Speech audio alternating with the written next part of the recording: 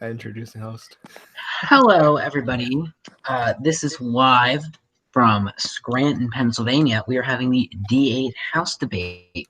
I am Evan Hunt, and I'm joined today with independent candidate Atten Pearson and Republican nominee and incumbent, I already did, Chris Miller. I'm also joined by, in moderation, with Luca and Stephen Hi. Bryant. Uh, Whoever Hello. wants to first question. Oh, no, sorry. Uh, Atten, you got the opening statement. Well, before I start, I just wanted to say that I was endorsed by the Democratic Party. As they did not have a nominee, they endorsed me for the race. So I just wanted to add that onto what you were going to say. So good evening, moderators. Good evening, Chris. And good evening, people of District 8. I've had a long and strenuous journey through this community, through the Senate, through the AG's office, and now to here. You're probably asking why I'm running for this position. Well, it's simple. I care about District 8. And I've always cared about District 8. It's where I live. It's where I've lived the entirety of my life. But what you want to know is what would make me a great representative. And I'll tell you what. I could say that it's because I'm the most experienced and seasoned person here. And that would be true. But that's not what I'm going to say. Experience doesn't mean anything when it comes to being a good leader. There's a mix of a lot of things that come into fruition in making a good leader. But first and foremost, it's about having faith in your beliefs. You can't expect others to consider you a leader unless you have solid faith in your ideas. And once it's there, you build on it by being a good communicator, listening to others, setting examples, and by putting your best foot forward and not giving up. That's exactly what I have been doing and what I will continue to do in the House. Leadership is about being passionate about everything and about what you do, and having confidence in yourself and your followers, whom you have to motivate and inspire, but also be motivated and inspired by. I not only care about the people of my district, I care about this community as a whole. I am compassionate in my candidacy because I'm passionate about the job I will carry out, and that is helping the people of District 8 and providing them with a great future. Thank you. Congressman Mr. Miller. Yes. As your, first off, I'd like to thank Evan for hosting, Stephen and Luca for moderating tonight, and I'd like to thank my opponent Atten for showing up on a tough day he had today. As your representative, I have attempted many times to pass the Voting Rights Amendment. This amendment will ensure that all Americans who are not currently not in prison or incarcerated receives the right to vote. That means if you have been released from prison, you would have received that right to vote. This amendment would also make it a mandatory minimum for a person to be a part of MEC for at least 5 days before they can vote in any election, presidential, House, Senate. This is to ensure that we do not have alts voting in our election and that we do not have fake voters voting in our election who have joined right before and have left right after the election. As your representative, I have supported many bills that would help our infrastructure, help the economy, and I have worked very hard to get the budget passed in Congress. Along as me, it was Ivor. He's the great Senator Ivor. We worked with Ben Terrell as when he was senator. We're working with Heidi and Ricky currently on the budget. And I'm going to tell you this. There are going to be budget cuts, but I'm going to guarantee you that there will be no budget cuts to Medicare or Social Security or the Veterans Affairs. I care very deeply about our veterans. As your representative, it is my duty to tell you what I'm doing. And it's also my duty to tell you what I plan on doing for the district D8 in my next term. Next term, I plan on refocusing on the Voting Rights Amendment, not only because it has not passed yet, but because the Senate has addressed issues that I am willing to address with them. Work together to get solutions passed, not for me, but for the American people. In my next term, I plan on introducing legislation that would reinvigorate the American economy, likes the which we have not seen before. I plan on introducing trade legislation similar to my opponent's trade stances. This legislation would ensure that America will become the number one country on earth again. I do not put any other people down before me, but America should not be having such a bad trade deficit as we are having today. And it is hurting our economy. We're losing jobs. And this legislation, what I will introduce to you, will bring all the jobs back together. Thank you. Thank you, Congressman Miller. Could I start with a question, guys? Yeah, sure. Go ahead.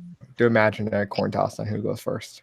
Okay, so we're gonna start with economics, specifically minimum wage, etc.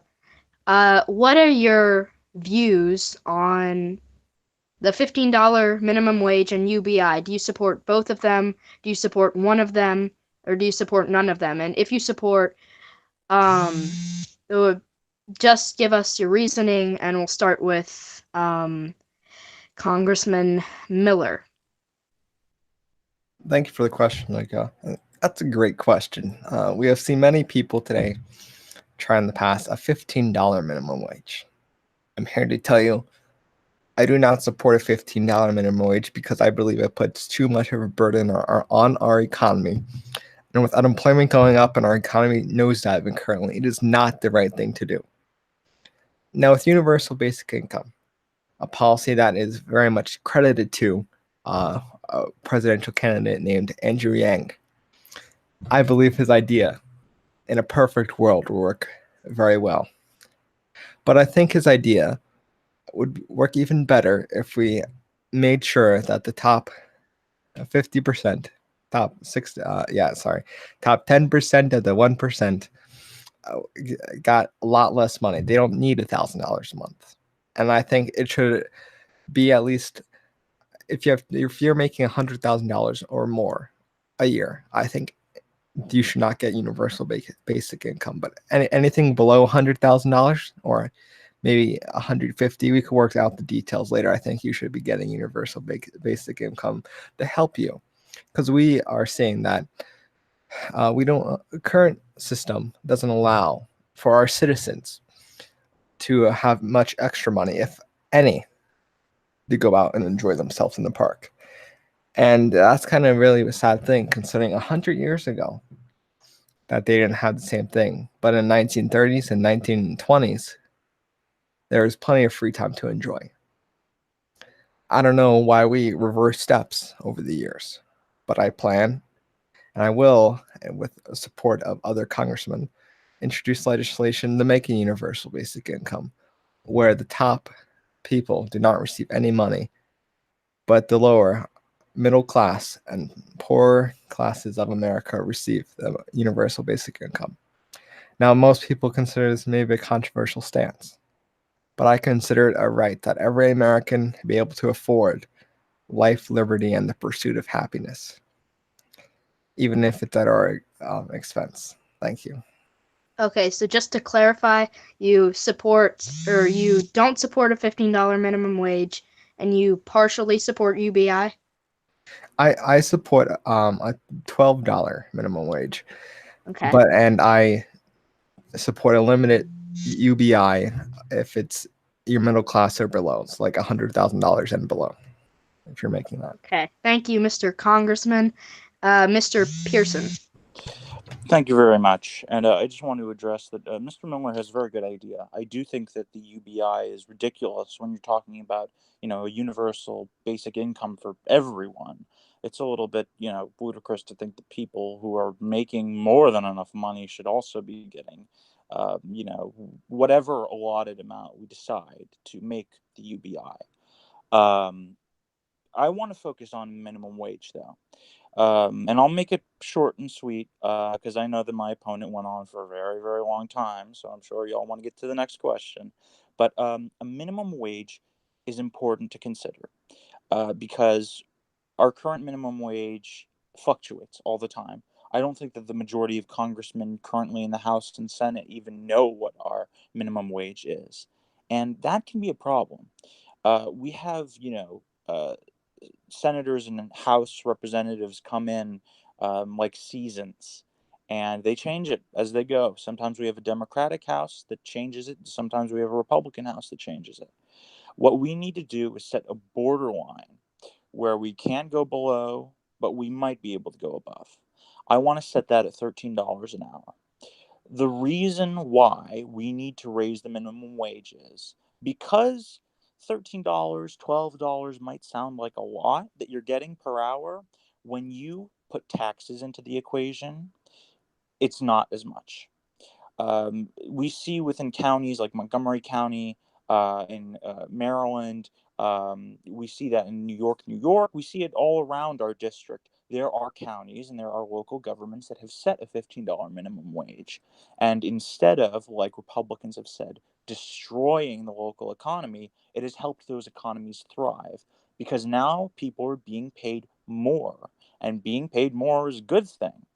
And instead of having a UBI where everybody gets paid, for doing basically, as Andrew Yang has said, nothing besides living and breathing, people are working for their money and they're working for more money, which will in turn, delegitimize having a UBI in any sense of the word. So that's all. Having a higher minimum wage gets rid of the use of a UBI. So I feel like we should raise the minimum wage to $15 an hour. Maybe not immediately, but at some point we must do that. Thank you very much. Okay, Mr. Bryant, could I ask one more question regarding economics? Yeah, sure. Okay, so what are you two going to do that you haven't done already because you've both been in Congress before to bring about jobs? And I assume that question was directed towards me first. Yes, my apologies. It's yours. All right. Well, I take a lot of pride in my job plan. And, we see, and I think this is very important to point out, we see a huge, huge explosion in our unemployment rate, and that is unacceptable. And I think that everybody here can agree with me that the explosion in our unemployment rate is really unacceptable. We need to talk about how we're going to fix that. And as the candidate here who understands how jobs and economics work, I feel that it is my responsibility to put this plan into fruition. So I'll tell you how we're going to create jobs. I have multiple plans for creating more jobs.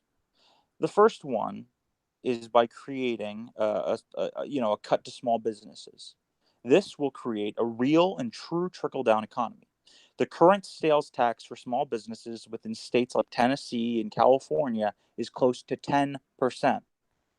Now, that's the same as big business tax rates.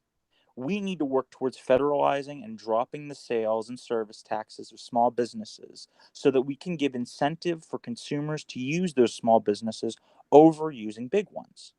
And in turn, that will create a larger demand for jobs within small businesses. And small businesses do usually offer better benefits towards workers. So not only is this going to be creating jobs, it's going to be creating stronger healthcare plans, stronger well-being of citizens, and stronger quality of life in general. The second thing I want to do is increase funding and research into STEM fields in order to both expand the economy and allow us to reclaim our position as the Goliath in international trade. If we're able to evolve our technology and machinery enough, we will be able to beat China in both speed of manufacturing and in cost. The third thing that I would like to do is to further improve our veterans' health services in order to make sure that every troop has a doctor